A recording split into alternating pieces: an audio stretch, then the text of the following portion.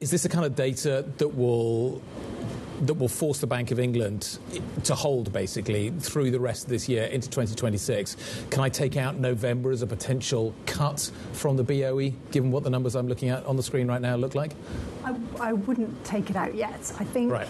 I think it's uncomfortable, right, that inflation just keeps rising. That's not the greatest backdrop for a central bank. And remember, the Bank of England are already expecting inflation to rise further. Expecting that to peak in September. They had a 4% number. Remember, so that's kind of in there. I think for the bank, a lot of it's going to come down to, okay, what are the drivers of that inflation number? And today's number, I think a lot of the supply seems to be airfares. That's a really volatile component. Sure. It's affected by timing of school holidays and all sorts. So I think they might put that a little bit to one side.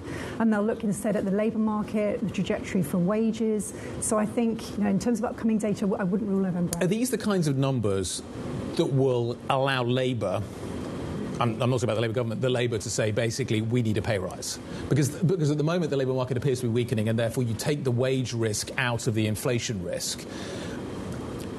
These are high numbers, and people are looking at jam prices and marmalade prices and things like that at the grocery store and seeing there is sticker shock there. Things are going up really quickly still, and I'm just wondering whether that does feed through still into wage demands.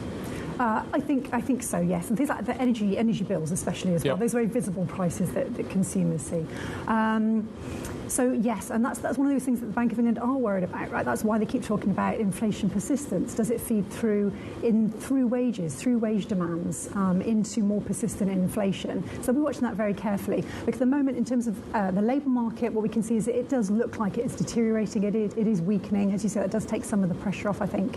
And firms are still saying they're expecting pay settlements to come down next year.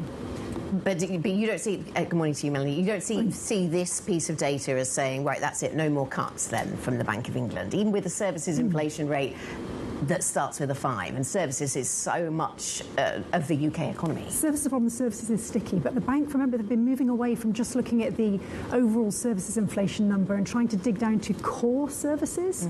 And if a lot of that services number is actually about airfares today, that won't be in there, that isn't in their kind of core services number. So it might not look quite as bad from that pure services perspective in that sense.